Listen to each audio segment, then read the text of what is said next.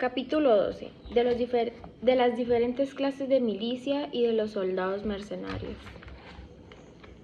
Después de haber hablado en particular de todas las especies de principados y sobre las cuales me había propuesto discurrir considerando en algunos aspectos las causas de su buena o mala constitución y mostrando los medios con que los soberanos trataron de adquirirlos y de conservarlos, me resta ahora reflexionar acerca de los ataques y las defensas que pueden ocurrir en cada uno de los estados de que llevo hecha mención. Porque los principales fundamentos de los estados, ya antiguos, ya nuevos, ya mixtos, están en las armas y en las leyes, y dejaré a un lado las leyes y me ocuparé de las armas. Empero las armas con que un príncipe defiende su estado puede ser tropas propias o mercenarios o auxiliares o mixtas, y me ocuparé por separado de cada una de ellas. Las mercenarias y las auxiliares son inútiles y peligrosas. Si un príncipe apoya su estado en tropas mercenarias, no se hallará seguro nunca, porque cuando esas tropas carentes de unión, ambiciosas, indisciplinadas, infieles, fanfarronas, presencia de los amigos y cobardes frente a los enemigos, no tienen temor de Dios, ni buena fe con los hombres. Si un príncipe con semejantes tropas no queda vencido, es únicamente cuando no hay todavía ataque. En tiempo de paz despojan al príncipe, y en el de guerra dejan que le despojen sus enemigos. Y la causa de esto es que no hay más amor ni más motivo que les apegue al príncipe que su escaso sueldo, el cual no basta para que resuelvan a morir por él. Se acomodan a ser soldados suyos mientras no hacen la guerra, pero si éste sobreviene y huyen y quieren retirarse. No me costaría mucho trabajo persuadir a nadie de lo que acabo de decir, puesto que la ruina de Italia en estos momentos proviene de que por espacio de muchos años delegó confiadamente su defensa en tropas mercenarias, que lograban en verdad algunos triunfos en favor de tal o cual príncipe peninsular, y se mostraban valerosas contra varias tropas del país, pero que a la llegada del extranjero manifestaron lo que realmente eran, valían y significaban. Por eso, Carlos VIII, rey de Francia, halló la facilidad de tomar a Italia con Greda, y quien dijo que nuestros pecados fueron la causa de ello, dijo la verdad, y tuvo razón, porque no fueron los pecados que él creía, sino los que llevo mencionados. Y como estos pecados caían sobre la cabeza de los príncipes, sobre ellos también recayó el castigo.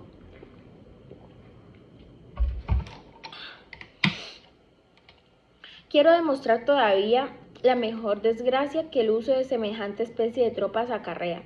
O los capitanes o mercenarios son hombres excelentes o no lo son. Si lo son, no puede el príncipe fiarse de ellos, porque aspirarán siempre a elevarse a la grandeza, sea oprimiéndole a él que es el dueño suyo, sea oprimiendo a los otros contra sus intenciones. Y si el capitán es un hombre de valor, causa comúnmente su ruina. Y por si alguien replica que todo capitán que mande tropas procederá del mismo modo, sea o no mercenario. Mostraré cómo las tropas de los mercenarios deben emplearse por un príncipe o por una república. El príncipe debe ir en persona a su frente y practicar por sí mismo el oficio del capitán. La república debe enviar a uno de los ciudadanos para mandarlas, y si desde las primeras acciones de guerra no manifiesta bélica capacidad, debe reemplazarle por otro. Si por el contrario se manifiesta apto marcialmente, conviene que la república le contenga por medio de sabias leyes, para impedirle pasar de punto que se le haya fijado. La experiencia enseña que únicamente los príncipes que poseen ejércitos propios y la república que gozan del mismo beneficio triunfan con facilidad, en tanto que los príncipes y las repúblicas que se apoyan sobre ejércitos mercenarios no experimentan más que reveses.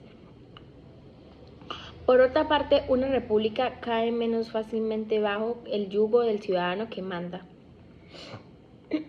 y que quisiera esclavizarla cuando está armada con sus propias armas que cuando no dispone más de ejércitos extranjeros.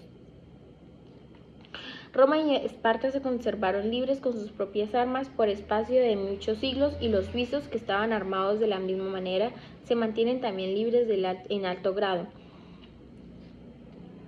Por lo que mira los inconvenientes de los ejércitos mercenarios de la antigüedad, tenemos el ejemplo de cartagineses que, después de la primera guerra con romanos, acabaron siendo juzgados por sus soldados a sueldo, no obstante ser cartagineses los capitanes.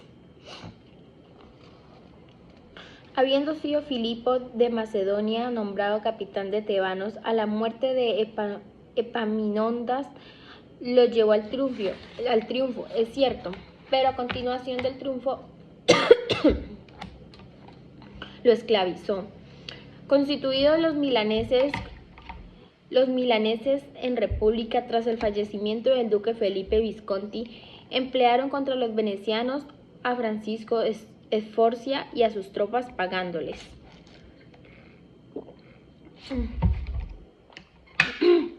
Sforza, luego que hubo vencido a los venecianos en Caravaggio, se unió con ellos contra los milaneses, que sin embargo eran sus amos.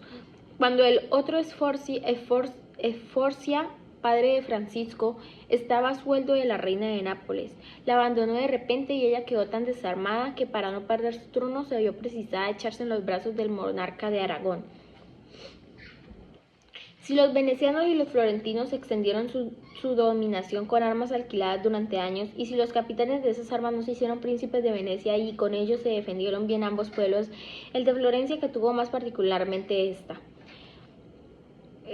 dicha debe dar gracias a la suerte de que manera de singularísima le favoreció. Entre aquellos valerosos capitanes que podían ser temibles, unos no tuvieron la dicha de haber ganado batallas, otros encontraron obstáculos insuperables en su ruta y algunos orientaron hacia otra parte su ambición. En el número de los primeros se contó Juan Acat, capitán inglés que al frente de 4.000 hombres de su nación peleó por cuenta de los gibelinos de Toscana y cuya fidelidad no cabe formar juicio, por no haber salido vencedor. Pero convendrá todo el mundo en que si hubiese salido, los florentinos habían quedado a su discreción. Si Jacobo Sforza no invadió los estados que le tenían a sueldo, provino que encontró siempre frente así a los bracechis, que le contenían a la vez que él les contenía también a ellos. Por último, si Francisco Sforza, que ya vimos destruyó la República de Milán y se hizo proclamar allí duque, orientó eficazmente su ambición hacia la Lombardía, dependió de que Horacio dirigía la suya hacia los dominios de la Iglesia y hacia Nápoles, contra cuya reina y de Montana en los estados pontíficos. Pero volvemos a los hechos más cercanos a nosotros y tomémonos la época en que los florentinos eligieron por capitán suyo a Pablo Vitelli, varón habilisísimo y que había adquirido grande reputación, a pesar de que naciera en una condición vulgar. ¿Quién negara que, si se hubiera apoderado de Pisa, sus soldados, por muy florentinos que fuesen, habrían tenido por conveniente continuar a su lado? Si hubiese pasado a sueldo del enemigo, no habría sido posible remediar cosa alguna, puesto que habiéndole conservado por capitán, era natural que le obedeciesen sus tropas. Si se consideran los progresos conseguidos por los venecianos, se verá que obraron con seguridad y con gloria, mientras ellos mismos hicieron la guerra, no intentando nada contra la tierra firme y dejando a su nobleza con el cuidado del deber de pelear valerosamente con hombres del pueblo bajo armado. Pero cuando se pusieron a luchar en tierra firme, siguieron los estilos del resto de Italia, se sirvieron de legiones pagadas y perdieron todo su valor. Al comienzo de su adquisición no desconfiaron mucho de aquellas tropas mercenarias porque no poseían entonces en tierra firme un país considerable y porque gozaban todavía de respetable reputación, mas luego que se hubieran engrandecido bajo el mando del capitán Carmagnola, advirtieron muy pronto el error en el que habían incurrido, viendo aquel hombre tan valiente como hábil dejándose derrotar al defenderles contra el duque de Milán, su soberano natural, y sabiendo además que en tal guerra se conducía con tibieza, comprendieron que ya no podían triunfar con él. Pero como hubieran corrido el riesgo de perder lo adquirido si hubiesen licenciado a dicho capitán que se habría pasado al servicio del enemigo, y como por otra parte la prudencia no les permitía dejarle en su puesto, tomaron la resolución de hacerle perecer para conservar lo ganado. Tuvieron después por capitanes a Bartolomé Coleoni de Bergamo, a Roberto de San Severino, al conde de Pitigliano y a otros semejantes, que les aseguraban menos ganancias que pérdidas, como sucedió en Valia, donde una sola batalla fueron despojados de adquisiciones que les habían costado 800 años de enormes fatigas. Deduzco de todo ello que con tropas mercenarias las conquistas son lentas, tardías y limitadas, y los fracasos bruscos, repentinos e inmersos.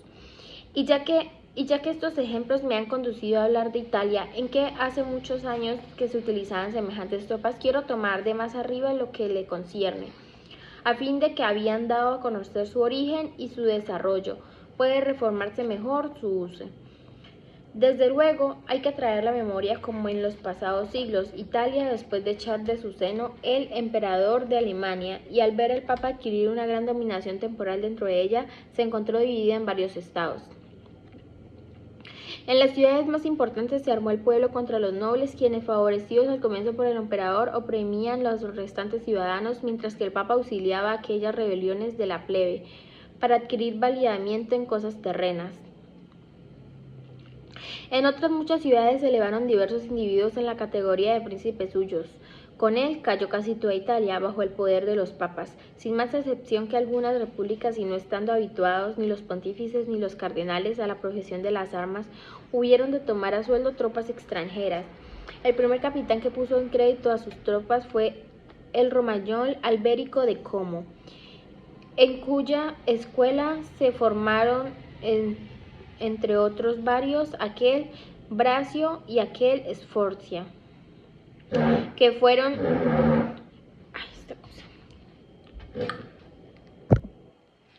fueron después de los árbitros de Italia. Tras ellos vinieron todos aquellos otros capitanes que hasta nuestros días mandaron los ejércitos de nuestra vasta península, y el resultado de su valor fue que, a pesar de que nuestro